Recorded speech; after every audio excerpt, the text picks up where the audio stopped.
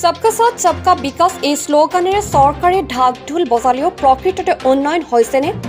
আজি আমি দেখুৱাম বিশ্বনাথ জিলাৰ গ্ৰাম্যাঞ্চলৰ উন্নয়নৰ প্ৰতিচ্ছবি। এখন ৫ নং চতিয়া গাঁও পঞ্চায়তৰ পূব সামগুৰি গাঁৱৰ বাট পথৰ জৰাজীৰ্ণ অৱস্থা। বহুদিন ধৰি বানে বিধ্বস্ত কৰা পূব সামগুৰিৰ পৰা ঘিলাধাৰী বৰপামৰ সংযোগী মূল পথটোলৈ যোৱা উখুৰা মুখুৰা অৱস্থাৰ গাঁৱৰ একমাত্ৰ পথটি। আশা কৰিব নোৱাৰা অৱস্থা।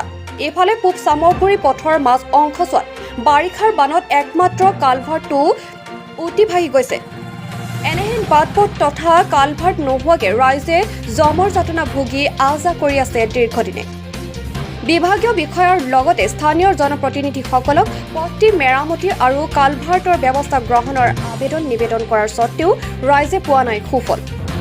সেয়েহে অতি শীঘ্ৰে পথটি মেৰামতিৰ লগতে কালভাৰ্টৰ ব্যৱস্থা গ্ৰহণৰ বাবে বিভাগীয় বিষয়াৰ লগতে স্থানীয় জনপ্ৰতিনিধিসকললৈ অনুৰোধ জনাইছে আদিবাসী ছাত্ৰ সন্থাৰ ঘিলাধাৰী আঞ্চলিক সমিতিৰ সভাপতি ধ্ৰুৱ কৰ্মকাৰে। ঘিলাধাৰীৰ আৰু পূব সামগুৰি সংযোগী পথৰ মাজত থকা যিটো কালভাৰ্ট একেবাৰে বিধ্বস্ত হৈ পৰিছে, কি ক'ব এই সংক্ৰান্তত?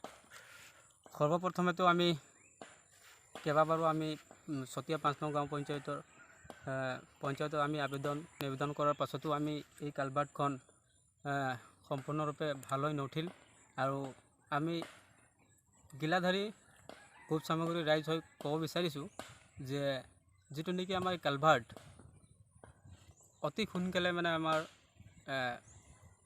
ৰাস্তাৰ এই কালভাৰ্টটো মেৰামতি কৰি দিলে বেছি ভাল হ'ব বুলি ভাবোঁ। আগতে নিবেদন কৰা হৈছিলে নেকি? হয় কৰা হৈছিলে আৰু আগতো তেনেকুৱা নিউজ পৰ্টেল আহিছিলে, নিউজ কৰা হৈছে, তথাপিও আমাৰ এই কালভাৰ্টটো সম্পূৰ্ণ হোৱা নাই।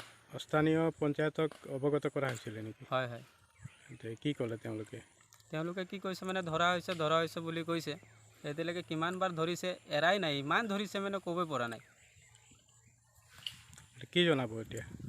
আমি এইটোৱে জনাব বিচাৰিছোঁ যে আপোনালোকে যদি ধৰিছে তো আমাক অনতিপলমে আমাৰ এই বস্তুটো হ'ব লাগে বুলি আমি আশা কৰিছোঁ।